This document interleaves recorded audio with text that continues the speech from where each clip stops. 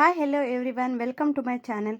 Today we are learn about cardiovascular disorders. So the cardiovascular disorders that refer to a range of conditions that affect the heart and the blood vessels. So these disorders are leading to cause the morbidity and the mortality. Here we learn about some of the most common cardiovascular disorders and their causes, symptoms, and the general treatment approaches. So, modern research efforts have improved the diagnosis and the treatment for the prevention of the cardiovascular disorders. And the major cardiovascular disorders that include atherosclerosis, stroke, heart attack, aneurysm, and the hypertension. The symptoms of the cardiovascular disorders are chest pain, are angina, and the shortness of breath, rapid heartbeat, weakness, excessive sweating, dizziness, nausea, jaw pain. Sometimes it comes from without showing any symptoms. That is silent ischemia. So ischemia is refers to a condition where there is a reduction in the blood flow to a part of the body and leading to a shortage of oxygen and the nutrients needed for the cellular metabolism. So this condition is called a ischemia that occurs in the some organs, that is heart, brain, and the limbs. The risk factors of this disorders is age that increases the risk of narrowed arteries and the cholesterol which build up atherosclerosis and the family history. So if a father developed the disease before the age of 55, his children have a higher probability to getting that disease. Then smoking, the nicotine and the carbon monoxide, these toxic that damage the blood vessels. Then high blood pressure that cause thickness the arteries and the narrows the passage for the blood flow. Atherosclerosis is a chronic condition that characterized by the buildup of a plaques that is composed of fat, cholesterol, calcium, and some other substances inside the arteries. So this buildup can restrict the blood flow and lead to serious cardiovascular complications. So the plaque that can cause a thrombus, that is blood clot to form. The thrombus can dislodge as an embolus and lead to a thromboembolism. The stroke, heart attack, and the aneurysm or the cardiovascular disorder, a cerebrovascular accident or a stroke that results when an embolus lodges in a cerebral blood vessel or a cerebral blood vessel bursts. A portion of the brain dies due to the lack of oxygen. So here embolus means it is a particle or the mass that travels through the bloodstream and cause a obstruction by lodging in a blood vessel, so blocking the blood flow. And a myocardial infarction or the heart attack that occurs when a portion of heart muscle dies due to the lack of oxygen. The partial blockage of a coronary artery that causes the angina pectoris or the chest pain, and aneurysm is a ballooning of a blood vessel that usually in the abdominal aorta or the arteries that leading to the brain. And sometimes the death may causes because of the aneurysm is in a large vessel and the vessels burst. The atherosclerosis and the hypertension that weaken the blood vessels over time, that increasing the risk of aneurysm. The next one is hypertension. The hypertension or high blood pressure is a condition where the force of the blood against the artery walls is consistently too high. It's a significant risk factor for the cardiovascular diseases.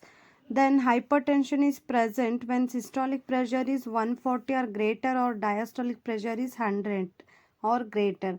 And the diastolic pressure is emphasized when the medical treatment is considered. A genetic predisposition of the hypertension occurs in those who gave a gene that codes for angiotensinogen, a powerful vasoconstrictor. Sometimes the hypertension is also called a silent killer because the hypertension typically has no symptoms, but severe cases may cause the headaches, shortness of breath, and the nosebleeds.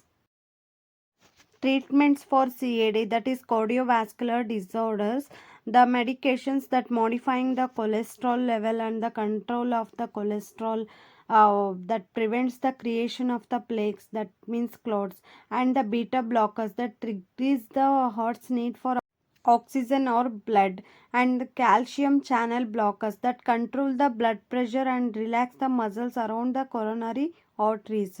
Coronary artery bypass surgery. This is a surgery. A vein is removed from the legs, arms, or chest and is connected to the affected artery and to the aorta. And daily habits by stopping the smoking, drug, and alcohol abuse, and doing exercise regularly and eating healthy food, we control these disorders. Some diagnosis and tests are necessary to detect the CAD, that is electrocardiogram, that monitors the electrical signals and that detects if heart attack has happened.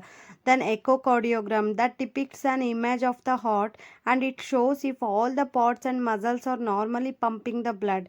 Then cardiac catheterization or the angiogram, so it is a dye is injected in the arteries and it shows the blockage on the X-ray images. A balloon is introduced through a catheter and it is inflated in the area that affected. CT scan, that computerized tomography, shows that images of the heart. EBCT is a type of CT scan that detects the high amount of the calcium. Then magnetic resonance angiography. It uses MRI to check for the areas where blockages occurs. Then tests that measure a blood flow when the heart is at rest and during the stress. Coronary bypass operation. So here that creates a new path for the blood to flow around a blocked or the partially blocked artery in the heart. So the surgery involves taking a healthy blood vessel from the chest or leg area. Then the vessel is connected below the blocked heart artery. The new pathway improves the blood flow to the heart muscle. So it involves the removing a segment of another blood vessel and replacing a clogged coronary artery, and it may be possible to replace this surgery with gene therapy that stimulates the new blood vessels to grow where the heart needs more blood flow. The next method is angioplasty. Angioplasty is a procedure used to open the blocked coronary arteries that caused by a coronary artery diseases. So it restores the blood flow to the heart muscle without the open heart surgery. Then angioplasty can be done in an emergency setting only, such as a heart attack.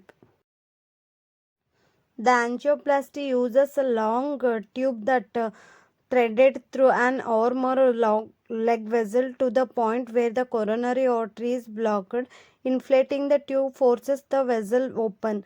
Then small metal stents are expanded inside the artery to keep it open. So stents are coated with heparin to prevent the blood clotting and with the chemicals to prevent the arterial closing.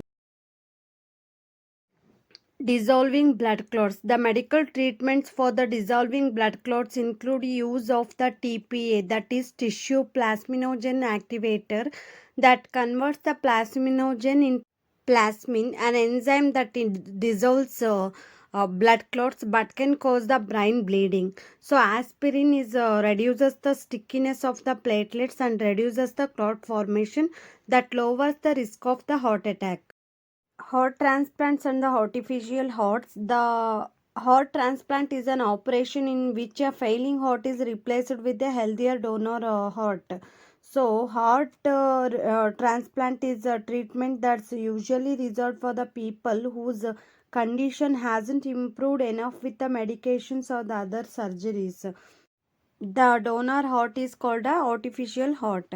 The heart transplants are routinely performed, but immunosuppressive drugs must be taken thereafter. So there is a shortage of human organ donors, and work is currently underway to improve the self-contained artificial hearts, and muscle cell transplants may someday be useful. This is all about the cardiovascular disorder symptoms, tests, and treatment. For getting more videos, please like, share, and subscribe my channel. Thank you all.